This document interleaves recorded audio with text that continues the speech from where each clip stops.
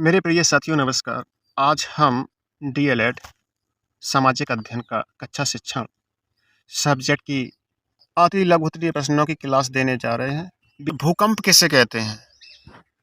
तो भूकंप शब्द से स्पष्ट है कि भू यानी कि पृथ्वी, कंप माने कांपना। तो पृथ्वी में कंपन किस तरीके से होता है? तो भूकंप या भूचाल पृथ्वी की सतह के हिलने को कहते हैं। जब पृथ्वी की सतह हिलती है तो इसे हम भूकंप या भूचाल कहते हैं। यह पृथ्वी की स्थल मंडल में ऊर्जा की अचानक मुक्त हो जाने के कारण उत्पन्न होती है।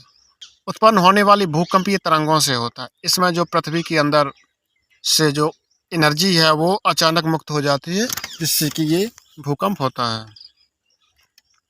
सूर्य से प्राप्त ऊष्मा को क्या कहते हैं? तो सूर्य से प्राप्त ऊष्मा को सौर ऊर्जा कहते हैं, क्योंकि सूर्य से प्राप्त होती है तो सौर ऊर्जा ही कहेंगे।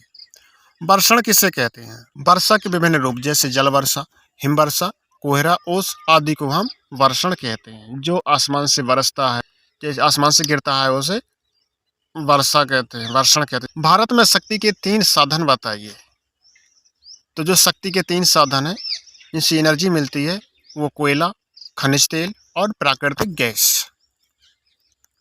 भारत में मुद्रा की पूर्ति का नियमन कौन करता है? तो भारत में मुद्रा की पूर्ति का नियमन रिजर्व बैंक ऑफ इंडिया करता है। पद्मावत की रचना किसने की? तो पद्मावत की रचना मलिक मोहम्मद जायसी ने की थी। खगोल शास्त्री से आपका क्या अभिप्राय है? खगोल पिंडों तथा उनकी गति संबंधी अध्ययन करने वाले विद्वानों को हम खगोल शास्त्री कहते हैं।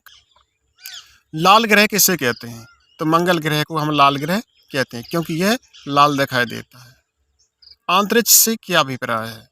तो आकाशीय पिंडों के मध्य वायु रहित स्थान को अंतरिक्ष कहते हैं। अंतरिक्ष क्या है? तो जहाँ किसी का अंत ना हो और वायु ना हो, ऐसा ऐसा स्पेस, ऐसा स्थान हम अंतरिक्ष कहते हैं। मंदाकिनी किसे कहते हैं? तो तारामंडल के समूह को हम मंदाकिनी कहते हैं। परिभ्रमण से आपका क्या अभिप्राय है? तो आकाशीय पिंड जब अपने अक्ष स्थान पर घूमता है तो हम इस घूमने की क्रिया को परिभ्रमण कहते हैं। तो इसमें परिभ्रमण क्या बताया गया है? परिक्रमण और परिभ्रमण, इन 2 शब्दों में आप डिफ्रेंशिएशन कर लीजिएगा। तो आकाशीय पिंड जब अपने अक्ष स्थान पर घूमता है, यानी कि अक्ष पर घूमता है, तो परिभ्रमण कहते हैं। जब खगोलीय पिंड या आकाशीय पिंड एक दूसरे के चारों तरफ चक्कर लगाते हैं, परिक्रमण कहते हैं। तो ये परिभ्रमण परिक्रमण में अंतर। ब्रह्मांड किसे कहते हैं? असीम विशाल अंतरिक्ष जिसमें लाखों मंदाकिनियां हैं, वो ब्रह्मांड कहलाता है। मतलब जिसका विस्तार अनंत है, जो बिग बैंग घटना से बना है। तो ब्रह्मांड कौन सी घटना से बना है? बिग बैंग का एक बड़ा धमाका हुआ था। इससे जो ब्रह्मांड निरंतर बढ़ता जा रहा है चारों तरफ। सूर्य का प्रकाश कितने समय में पृथ्वी तक पहुंचता है? तो सूर्य का प्रकाश लगभग 8 मिनट में पृथ्वी तक पहुंचता है। परिक्रमण किसे कहते हैं? अब परिक्रमण आ गया यहाँ पर। तो ग्रहों का सूर्य के चारों ओर घूमना परिक्रमण कहलाता है। परिक्रमण का मतलब होता है परिक्रमा। परिभ्रमण का मतलब होता है स्वयं में घूमना। क्षुद्र ग्रह कहाँ पाए जाते हैं? तो क्षुद्र ग्रह मंगल तथा बृहस्पति की कक्षाओं के मध्य क्षुद्र ग्रह पाए जाते हैं। चंद्र ग्रहण कब होता है? तो जब पृथ्वी सूर्य और चंद्रमा के बीच में आ जाती है। तो पृथ्वी कहाँ आ जाती है? तो सूर्य और चंद्रमा के बीच में आती है तो चंद्र ग्रहण होता है। तब चंद्र ग्रहण होता है। चंद्र ग्रहण पूर्णिमा को ही होता है। इतना याद रखना कि चंद्र ग्रहण हमेशा पूर्णिमा को ही होता है। और पृथ्वी सूर्य और चंद्रमा के बीच में आ जाती है, यानी सूर्य और चंद्रमा के मध्य कौन आ जाता है? पृथ्वी आ जाती है। पृथ्वी की छाया चंद्रमा पर पड़ने लगती है, चंद्रमा दिखाई नहीं देता।